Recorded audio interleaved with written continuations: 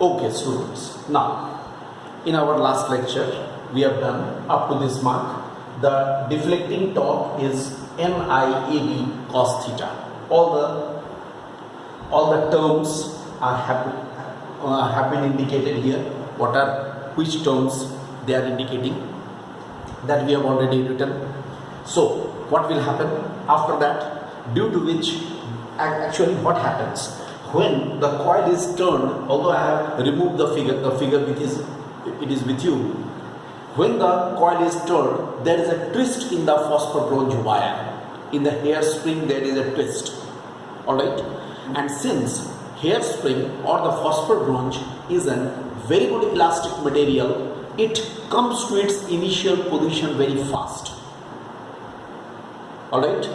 The phosphor bronze is a very good elastic material. As the coil is turned, suppose, as I have discussed in the last lecture, then what happens?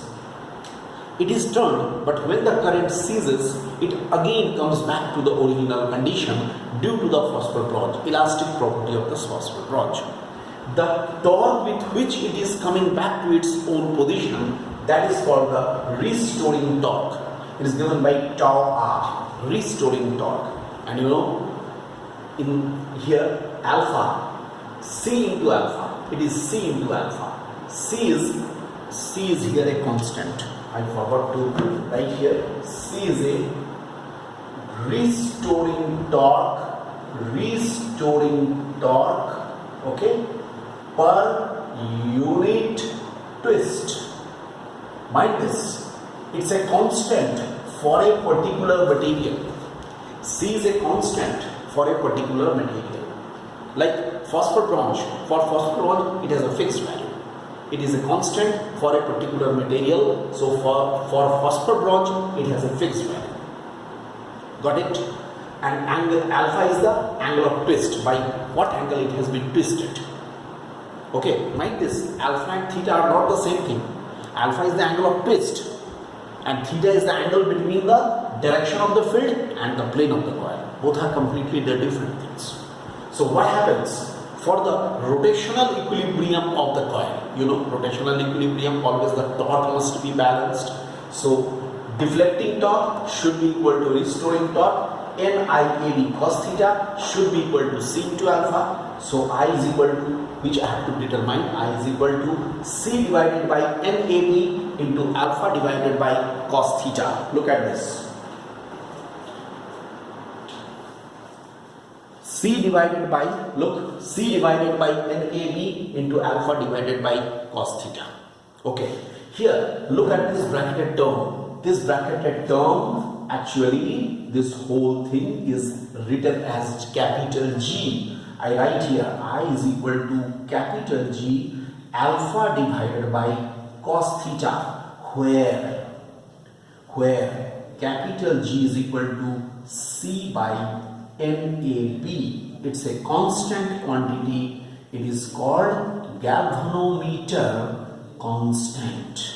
Okay, it is called galvanometer constant, or it is also known as reduction factor of a galvanometer, because you know here for a particular galvanometer C, M, A, B all are the constants. C, N, A, B all are the constants for a particular galvanometer. That's why it is known as the galvanometer constant, or it is also called the reduction factor of a galvanometer. Understood? It is called the reduction factor. So what we are getting? We are getting, for current we are getting this expression. Okay, G is a constant quantity for a galvanometer because it's a galvanometer constant. Its value is known. Alpha can also be determined by the linear scale movement of the pointer.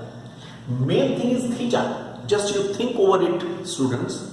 What is theta? Theta is in the internal part of the galvanometer, because when the coil is moving, at that time the magnetic field is forming this angle with the plane of the coil. So what happens? This theta is really very difficult to determine this angle theta. That's why to get rid of theta, so that we can get rid of theta, what is done? what is done? Radial field configuration is used. That's why for that purpose we are using radial field configuration. What is a radial field configuration? In a radial field configuration, what we do here, we are putting in between the two cylindrical pole pieces, okay, the two concave cylindrical means the cylindrical shape, the two coils, okay, and alright, and they have the concave, means faces are concave. Cylindrical, the magnetic poles are cylindrical as I have shown in the last lecture, and poles are, its shape is like this. If we see the top view, try to understand what I am saying. If I see the top view of these two cylindrical pole pieces, it will be shown like this, and in between there is a cylindrical coil. Coil is also cylindrical. Then what will happen? A cylindrical coil, if it moves very much also, okay, then also what happens? The field will always be lying in the plane of the cylinder. It is due to the cylindrical symmetry. I think you are understanding. Cylindrical symmetry. Just you think of it, this is the cylinder. Okay, there is a plane. If I say magnetic field is lying in a plane. Which plane? Horizontal plane, like this. Or for you a vertical plane, like this. There is a vertical plane inside this cylinder in which the magnetic field is lying. If you rotate this cylinder, this cylindrical coil, if it is rotated too much also, the horizontal plane will not move. The horizontal plane will as it is. It means what? Theta, the value of theta, by using the radial field, I write here, in a radial field, theta is always 0 degree. That is, cos theta is always 1. Mind this, theta is always 0 degree and cos theta is always 1. This is the speciality. Theta is always 0 degree and cos theta will be always be 1. So what will be the value? I is equal to only G into alpha. That means we got rid of theta. This is the thing. So mind this, what I have said, again I repeat, here cylindrical pole pieces, they have the faces are, pole pieces have the concave face. If I see top view, then it will be looking like this. In between there is a cylindrical coil rotating. If a cylindrical coil will be rotated, due to its cylindrical symmetry, the vertical plane which is there, in which the magnetic field is lying, that will always be the same. In a rectangular coil, it was moving. It is a rectangular coil, moved. But in a cylindrical, the cylinder will move, but the plane will be fixed. That's why theta will always be 0 degree. Moreover, one more advantage of the cylindrical, this radial field. What happens? Look, how does the field lines will be appearing? Always coming from the north pole and going towards the south pole, but always it will be coming out. Magnetic lines of force will always be originating normally from the poles and terminating normally. That's why what will happen? They will bend and they will be concentrated in this place. That's why they will produce a very strong magnetic field. That's why they will produce, they are produced, because see here there is they are concentrated at one, in a particular region they are concentrated. That's why what will happen? They will produce there a strong magnetic field. This is an important application. So two things are happening. One thing, theta is becoming 0 by using the radial field, and second, the strong magnetic field is produced. Okay, so in this way we are getting the strong magnetic field is produced. So ultimately what we are getting, this is I is equal to G into alpha. Our final expression has come.